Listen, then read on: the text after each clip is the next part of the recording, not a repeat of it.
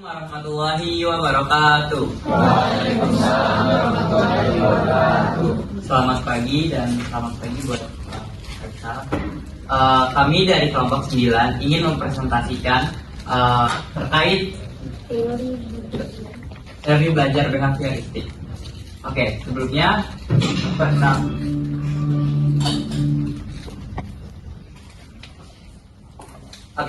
perkenalkan, nama saya Faris Geneva dari Program Studi Pendidikan Masyarakat. Nama saya Nadia Nazifa.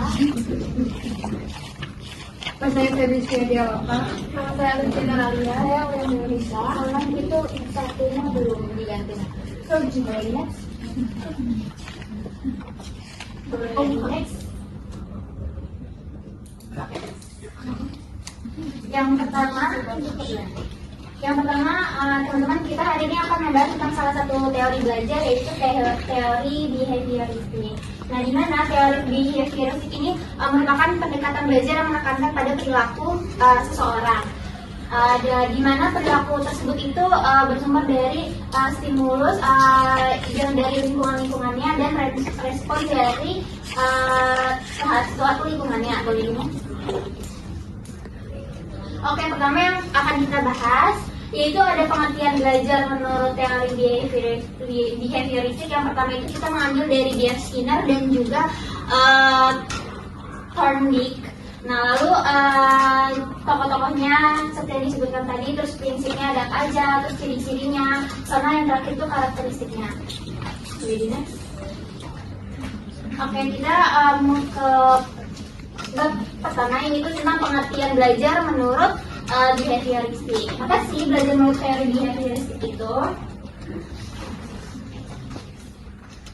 Jadi teori behavioristik ini merupakan pendekatan yang menjelaskan bahwa belajar itu terjadi melalui tindakan perilaku yang kita lakukan, di mana perilaku tersebut itu dapat diamati, diukur, dan juga dinilai. Lalu perubahan ini merupakan hasil dari interaksi kita antara stimulus atau rangsangan dan lingkungan dan respon reaksi yang kita hasilkan. Dengan kata lain, belajar ini dilihat dari perubahan pemahaman atau pengetahuan yang pengetahuan batin, tetapi dari perubahan nyata pada perilaku yang kita lakukan. Boleh di next? Oke, yang pertama kita mengambil tokoh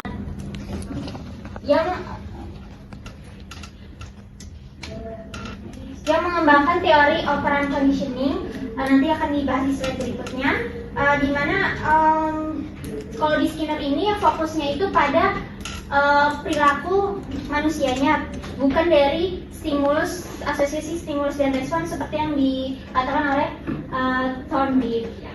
Oke, boleh next. Jadi konsep utama yang dikemukakan oleh Skinner ini yaitu operant conditioning, di mana ada 4 konsep, yaitu yang pertama itu positive reinforcement atau penguatan positif, di mana kita ini memberikan sesuatu yang menyenangkan setelah perilaku yang diinginkan dilakukan, agar perilaku tersebut itu dapat diulangi kembali di kemudian hari. Nah, contohnya ketika kita mengerjakan suatu tugas atau ujian, terus kita dapat nilai tambahan karena mungkin mengerjainnya lebih awal, terus bagus banget gitu hasil tugasnya, jadi kita dapat nilai tambahan. Nah, terus dengan nilai tambahan tersebut kita akan semakin termotivasi lagi untuk mengerjakan tugas-tugas berikut itu jauh lebih baik dan lebih tepat waktu. Karena kita menghilangkan sesuatu yang tidak menyenangkan sehingga perilaku yang diinginkan itu semakin kuat. Nah, contohnya itu ketika kita tidak ingin dimarahi oleh Bapak Ibu dosen, kita seharusnya menyelesaikan tugas kita misalnya dengan tepat waktu. Jadi konsekuensi dari yang dimarahi itu kita dapat menghindarinya. Dapat dari kelompok 9. Mungkin yang pertama itu dari kesimpulan pertama itu dari pengertian dari si behavioristik ini. Nah, kelompok 9 ini kan tadi bilang ya kalau pendekatan yang dilakukan behavioristik ini tuh kalau belajar itu melalui perubahan tingkah laku yang dimana tuh yang kita amati, diukur dan dinilai. Nah, selanjutnya tuh saya juga mengamati dari tokoh-tokoh yang tadi. Tokoh-tokohnya itu kelompok kalian ada dua ya, dari Skinner sama Thorndike. Nah, kalau dari Skinner itu saya dapat itu ada konsep utama yang open condition. Oh iya, itu kan ada 4 ya. Yang pertama itu ada positif reforma atau penguatan positif. Nah, penguatan positif itu tuh kita tuh melakukan kepada siswa ini tuh kita memberikan sebuah pujian atau ketika si siswa ini tuh menjawab pertanyaan dari kita itu dengan benar dan jadi kita tuh memberi apa ya namanya reward nggak? Reward. Maksud itu bukan benar. Nah, kalau yang kedua itu adalah tadi positif, sekarang negatifnya. Nah, yang negatifnya itu adalah kita tuh memberi penguatan negatif. Jadi tuh penguatan negatif itu membuat si siswa ini jadi mungkin berpikir ya, seperti itu contohnya tadi yang udah dijelasin juga itu si siswa ini tuh takut diomeli oleh gurunya karena tuh dia kalau misalnya dia terlambat untuk mengerjakan PR. Nah, selanjutnya itu yang ketiga adalah punishment. Nah, kalau punishment ini kan artinya hukuman ya. Jadi tuh di siswa ini tuh diberikan hukuman ketika tuh dia berperilaku seperti menyontek. Nah, tadi mungkin kata Nazifa itu menyontek itu perilaku yang menyenangkan tapi dalam hal yang negatif. Jadi memberikan punishment pada menyontek itu merupakan salah satu konsekuensi dari si peserta itu melakukan menyontek. Selanjutnya adalah ada shaping. Nah, shaping ini tuh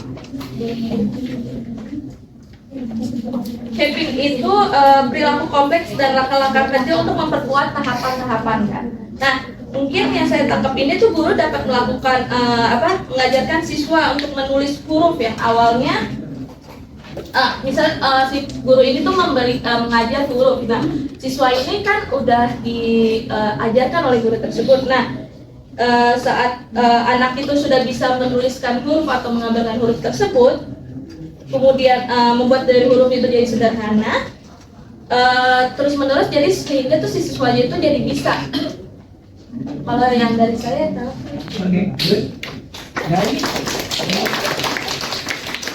Oke, saya mau jelasin dari apa yang dia belum jelasin. Oke, baik, saya izin menambahkan tadi terkait prinsip dari teori belajar biologis. Nah, untuk yang pertama itu ada reinforcement, itu seperti penguatan. Jadi penguatan di sini itu maksudnya itu memberikan sesuatu yang menyenangkan seperti rewards dan juga negatif reinforcement. Itu jadi kayak mengingatkan sesuatu yang tidak menyenangkan, misalkan memberi hukuman atau konsekuensi. Selanjutnya itu ada stimulus respon, itu SR. Nah, prinsip ini tuh menyatakan bahwa perilaku itu merupakan reaksi terhadap stimulus yang tertentu gitu. Terus selanjutnya ada try and error. Jadi kita itu tadi kata si Ebi juga menjelaskan kalau kita tuh belajar masak kita nggak yang langsung bisa gitu. Jadi kita harus belajar terus menerus agar bisa membuat masakan yang lebih enak.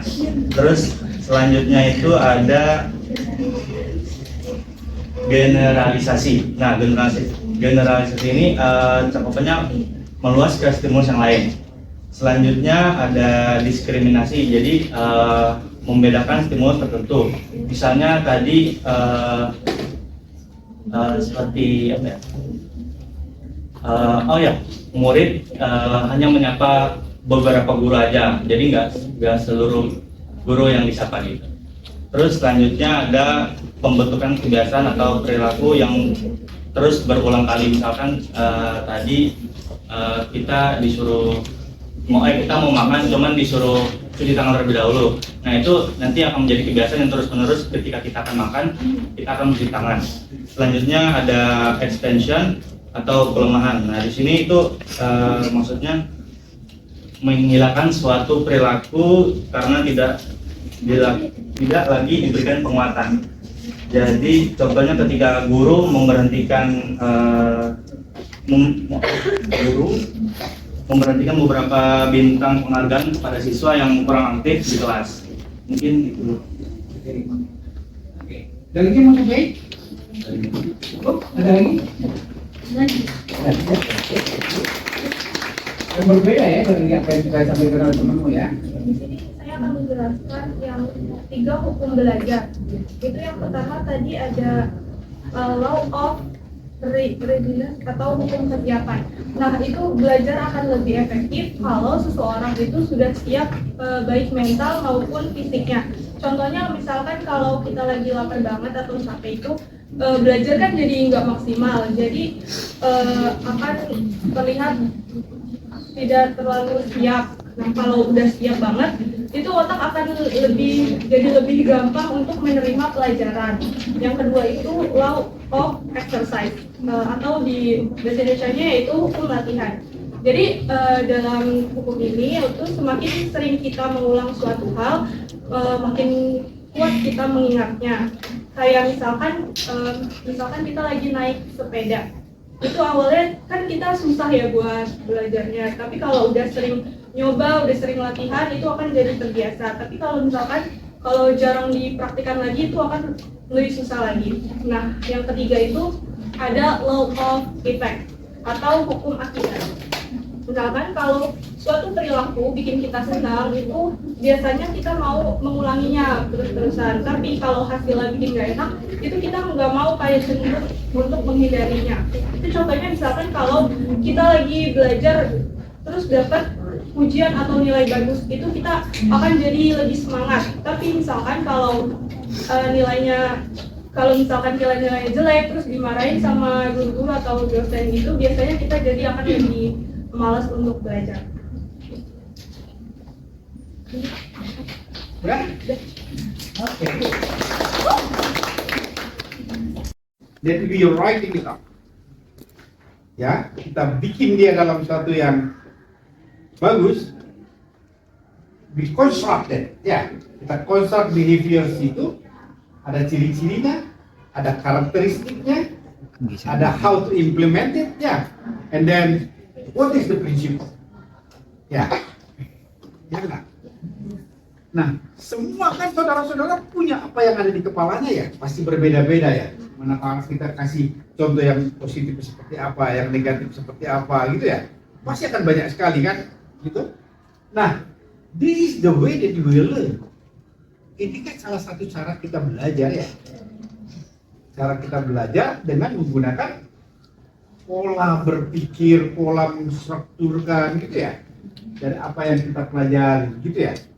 Jadi maksud saya, you learn from this kind of thing and you change your presentation. Tidak menarik presentasinya, ya enggak?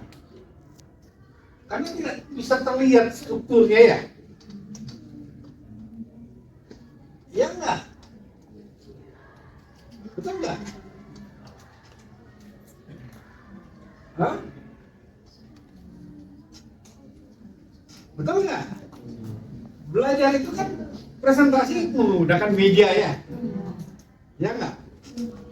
Kan kamu kan bisa memulai behavioristik besar, ya. Terus slide yang kedua kita berbicara tentang ciri-ciri misalnya gitu ya, keluar lagi gitu ya. And then what is the ciri-ciri ya? Terus apa examplesnya gitu ya? Apa contohnya? Nanti kita turun lagi kepada karakteristik misalnya gitu ya. Tapi dalam hal ini kita membuatnya dalam namanya juga PowerPoint ya. Besarnya aja ya. Poin-poinnya ini ya. Itu kan? Apa kata kuncinya? Ya. Ini yang kita mau jelaskan ya. Tapi ini 3 perubahan perilaku. Misalnya gitu ya, kita tulisnya ya. Yang nomor 1, bukan sebagai faktor belajar. Ya. Terus problem solving. Ya kan? Terus perilaku bisa dibentuk. Ya. Hah? Secara bertahap. Ya, kita tulis di situ perilaku bisa dibentuk. Kita jelaskan bagaimana cara membentuk perilaku itu secara tahap. Contohnya seperti apa? Kan gitu ya. Apalagi kalau bisa dibikin media, ya. Contoh dalam bentuk gambar, gitu kan. Ininya jangan begini terus, mungkin bentuknya bisa begini, gitu ya. Gambar-gambarnya, sehingga dia benar. Ini baru dari satu behavioristik. Nanti kita punya yang kedua ya apa?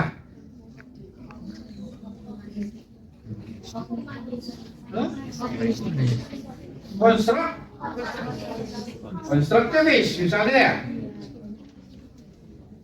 Kita lihat lagi, gitu. Ya, itu learn deh. Maka saudara belajar nih, mulai. Hah? Karena kita belajar teori belajar dan pembelajarannya. Kita harus mengkonstruksikan apa yang kita pelajari itu menjadi sesuatu pembelajaran yang benar. Nah ini juga caranya saudara nanti membuat media-media pembelajarannya. Topiknya apa yang akan diajarkan, kita bikinkan pertanyaan seperti ini.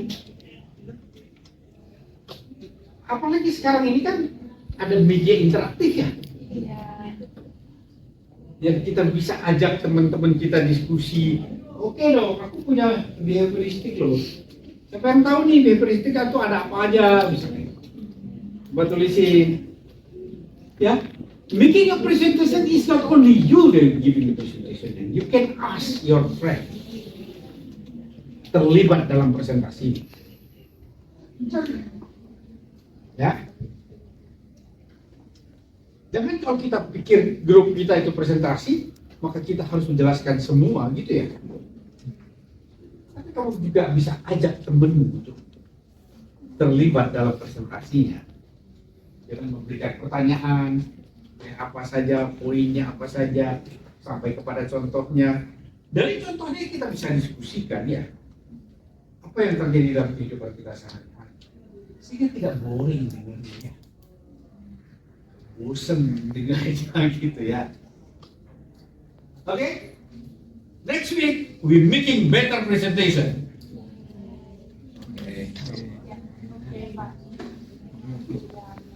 Ya, oke. Ini bisa distrukturkan jauh lebih bagus lagi ya.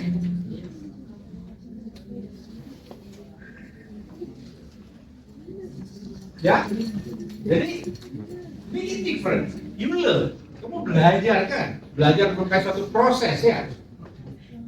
Proses belajar itu seperti sekarang kan kita proses belajar ya. Dari apa yang kita ketahui tentang behavioristik. Tergambar di kepala Anda. Masih perlukah Anda membaca buku mau presentasinya seperti tadi? Ya perlu ya. Yang penting kamu sudah tahu dulu apa itu behavioristik. Poin-poinnya itu ya. That is the way that you are learning. That is the way you are making in group diskusi. Ya.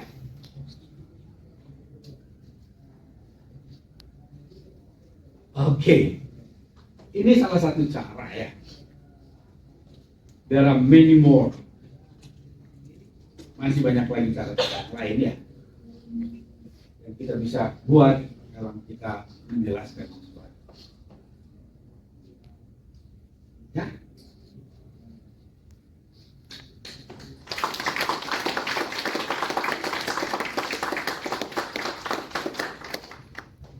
Oke, waktunya habis, saya juga capek. Ya, tapi menarik ya. Oke, belajar, semangat. Bikin sesuatu di depan yang lebih bagus lagi. Karena Anda dari TP dan dari PENMA, ini kan dalam kehidupan sehari-hari ini kan banyak banget nih. Yang penting kita mengikuti prinsipnya. Yang penting kita mengikuti ciri-cirinya. Yang penting kita mengikuti karakteristiknya. Yang penting kita tahu bagaimana cara mengimplementasikannya. Ya enggak? Tahu cara mengimplementasikannya. Ya, orang famous pasti banyak cerita tentang konseling ya. Ya enggak? Pasti banyak tahu tentang bagaimana melakukan pelatihannya. Ya enggak? Kegiatan RT, kegiatan RW, kegiatan ibu-ibu gitu ya. Kegiatan arisan gitu ya. Jangan salah ya. Tapi dalam konteks pendidikan ya. Okay. The next week we still talking about the behavioristic. Ya, kita tetap berbicara di sini sedikit, but making more example yang disesuaikan dengan pendidikan masyarakat, yang disesuaikan dengan ketepiannya, medianya seperti apa, gitu ya. Harus kita bicarakan. Ya. Okay, you know what is the task for the next week? Tahu ya? Jadi ada hal-hal yang begini kita bisa bikin. Apa itu yang dimaksud dengan trial and error itu apa sih sebetulnya? Kan belum kita jelasin ya. Maka saudara punya tugas untuk menjelaskan itu ya. Dalam suatu konteks trial and error kayak. Jadi kan saya banyak sekali juga menjelaskan banyak hal yang saya jelaskan. Ya, kalau saudara dengar penjelasan saya, saudara kontekskan dengan ini kan bisa nyambungin kayak. No child stay behind. Itu apa artinya? Banyak.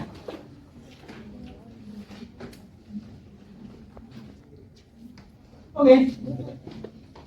Satu hal selesai, saudara harus lebih baik minggu depan dalam belajar dengan saya ya. Saya nggak mau belajar yang membosankan ya. Ya, harus ada suatu perubahan yang kita buat dalam setiap kali kita belajar. Ya, ini usulannya dari saya ya. Saya mau minggu depan usulannya dari saudara. Gimana manfaatnya? Ya, kita masih banyak materi. Tidak bisa diskusi. Okay, thank you very much that you are already coming with me and discuss with me more than 1 hour. I'm happy with you. The class is lively, kelasnya juga hidup. And then I hope that next week we're making better class again. Yeah, with a smile and thinking. Oke, duduk. Silakan.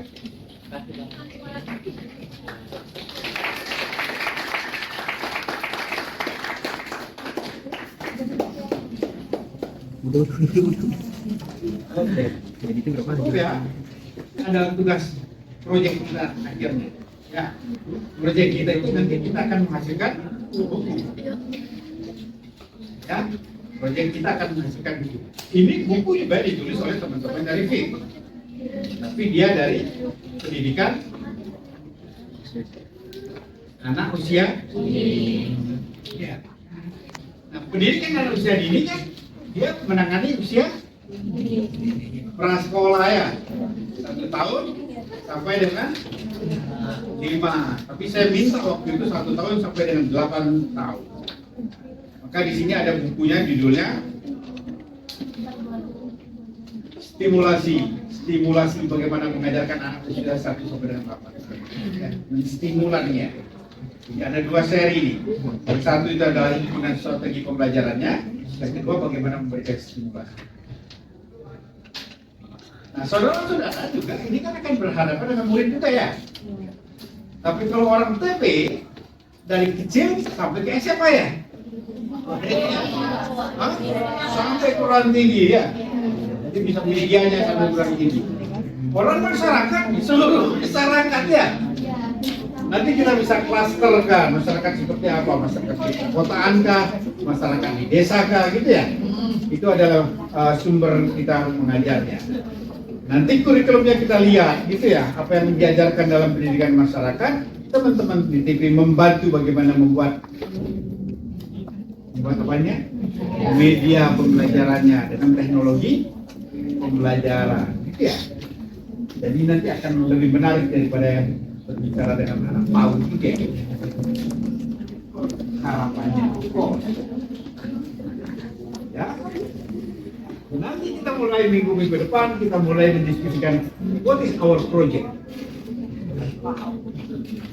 Kita bisa menghasilkan bukunya lebih baik. Ya. Tapi saudara-saudara tidak boleh menulisnya dengan mengarang ya. Saudara-saudara harus turun ke lapangan. Nah kalau saudara misalnya nanti di satu kelurahan, misalnya masyarakat di satu kelurahan, maka saudara datang ke kelurahan itu karakteristiknya seperti apa? Ya, pendidikan masyarakat seperti apa yang harus ada di kelurahan itu? Baru teman-teman media nanti teman-teman TV menciptakan apa media pembelajarannya. Ya, oke, kita akan saksikan hal. Oke, thank you very much. Thank you already coming to the class. Saya juga capek, kita selesaikan kuliah kita ya. Jangan lupa absen. Ya, dan dua hal yang saya inginkan dari kelas ini. Satu, kita punya YouTube channel for this class. Ya, kuliah ini harus direkam dan diedit sedikit-sedikit. Kita masukkan di dalam akun YouTube kita. Ya. Saya ingin aman. Ada pertanyaan nggak?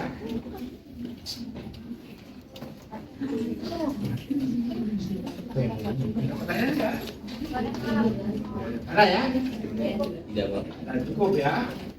Oke, terima kasih. Assalamualaikum warahmatullahi wabarakatuh. Waalaikumsalam warahmatullahi wabarakatuh.